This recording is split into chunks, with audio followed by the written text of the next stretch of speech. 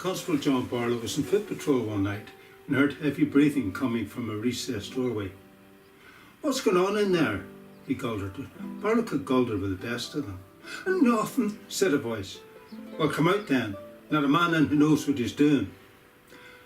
My Station Sergeant Trilogy, Station Sergeant, Barlow by the book and Barlow laid bare, are based in the life and times when Constable John Francis Barlow restored my hometown of Ballymena like a colossus, almost 50 years. An old friend of Barlow's, Harry McLaren, says John Barlow, there was a great man, but mention his name to a brother-in-law of mine and his blood pressure shoots up. And Kathleen McGee says he was kindness itself. The best way to describe Barlow is to tell you a couple of stories about the man. Barlow was on duty one night at the police station when a lady rang, "Mr. Barlow, somebody's trying to break into my house." Now it was a winter's night. The rain was beating off the windows. The lady lived a mile away and Barlow's only transport was his old bike.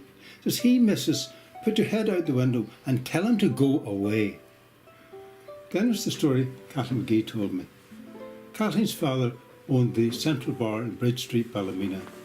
One year Mr. McGee was very ill. He spent weeks in hospital and longer weeks at home recuperating, which meant that the family had to take turns in running the business, always they'd have lost the customers. And every night Kathleen was on duty, John Barlow turned up at closing time and escorted her and that day's takings down through the town to her home on the Ballymoney Road. I only remember meeting Barlow myself once.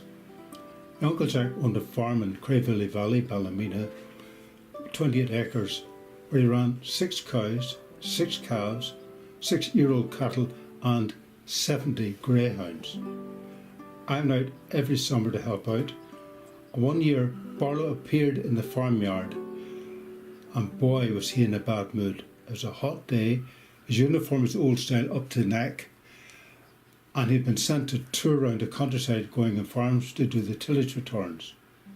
The tillage returns, if you don't know, is where anybody around grew crops. They had to have root and alternate with grain and then alternate with fallow, which is actually grass. Otherwise a worm got into the ground and was unusable. Anyway, Barlow looked so bad-tempered I kept clear of him, but there he was on his bike, framed against an old byre, and above that a hayloft with a pitched roof. And when I came to write the station sergeant, that's where my story started. To explain the start of my book, The Station Sergeant, Barlow's out doing the tillage returns when somebody starts to shoot in his direction. After a while he thinks that the gunman is gone, but he's not sure.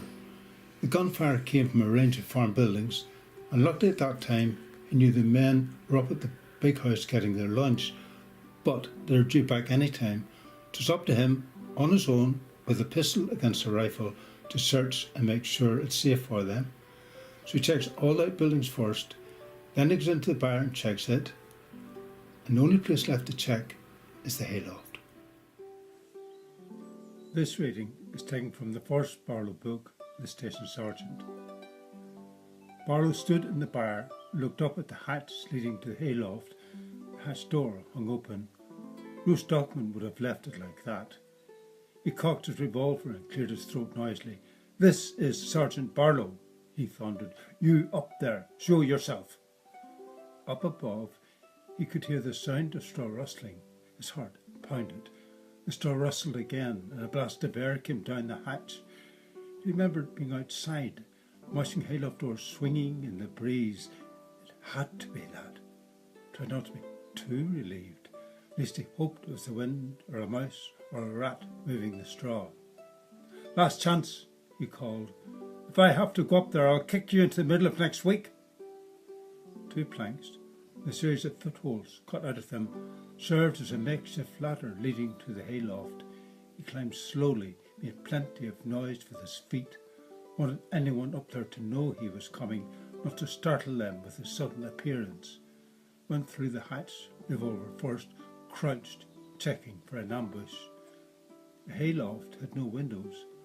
High stacked bales of hay and straw stretched deep into dark recesses. The wind pushed loose straw around, making a crackling sound, all seemingly innocent and yet